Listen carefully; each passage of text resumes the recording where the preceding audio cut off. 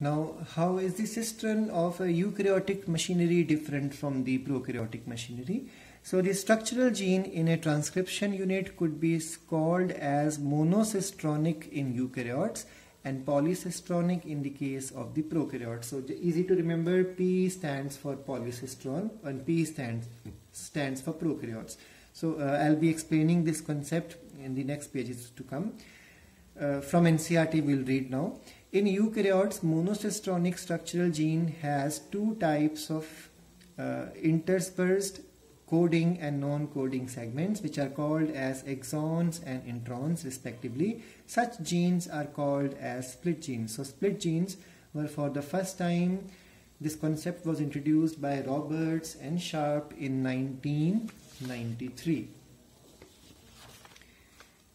Exons are essential region of a gene which on transcription forms a part of messenger RNA that codes for different regions of protein, and introns are the intervening or interfering or non-essential regions of the gene, which are also called as the junk DNA or the spacer DNA or the intervening sequences.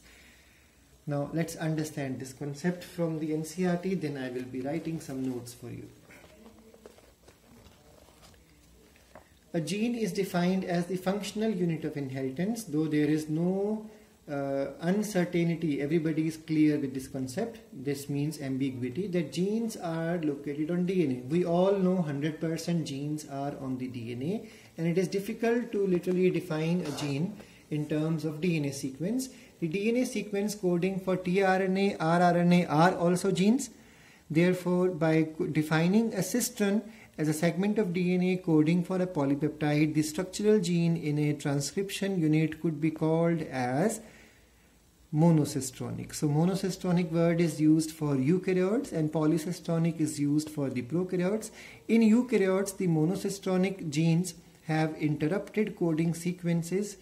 Genes in the eukaryotes are split genes. Now let me explain this concept.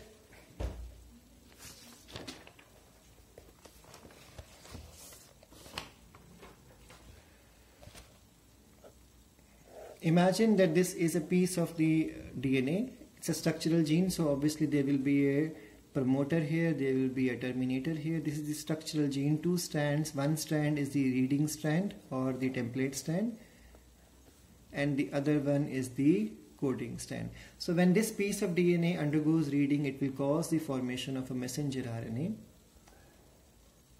Now let me explain first the prokaryotic system. So in prokaryotes, the cistern is called as polycistronic. Why? Because this piece of mRNA is able to cause formation of more than one proteins. Imagine 3 proteins. So the same piece of DNA will be used to form a long piece of mRNA, which will cause the formation of, for example, 3 enzymes, 2 enzymes, 4 enzymes, 5 enzymes. So because more enzymes or more proteins are formed, or you can say more number of polypeptides are formed, so it is called as polycistronic. Now what happened in the case of the eukaryotic system is, this will cause the formation of a messenger RNA, and this messenger RNA will cause the formation of only one polypeptide, that means one protein. This is called as monocistronic concept. So I hope first thing is clear to you, that prokaryotic cistern is called as polycistronic because the same segment, same structural gene or transcription unit will cause the formation of more than one polypeptide. You can even say more than one enzymes. That's why it is called as polycistronic.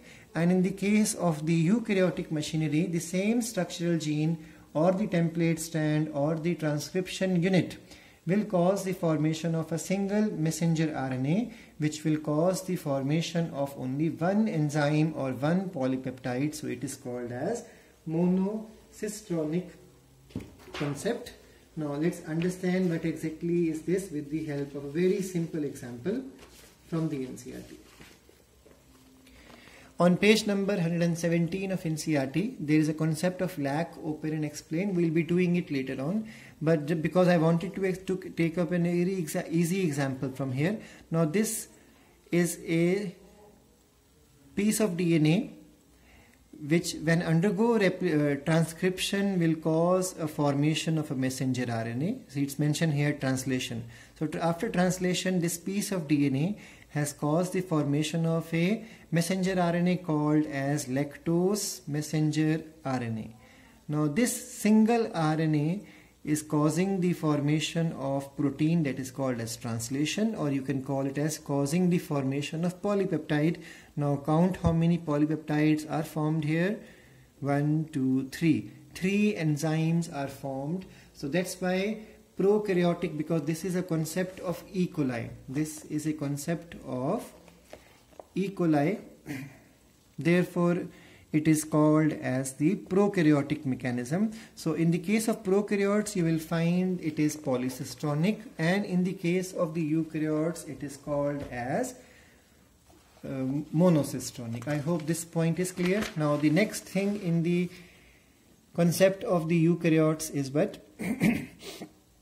The eukaryotic DNA is split. If you remember few lectures back, we have discussed this concept already. What is split genes? In the case of the eukaryotes, the genes are not functional genes, they are split gene. Now what is split gene? Split genes means it will have a working portion and then a non-working portion. Why it has come, we will be discussing later. Though it was a lot explained in evolution, that chapter has been deleted for this academic session. Now these are working portion and black portions are the non-working portion. So when a piece of DNA, because there will be a promoter here, there will be a terminator here.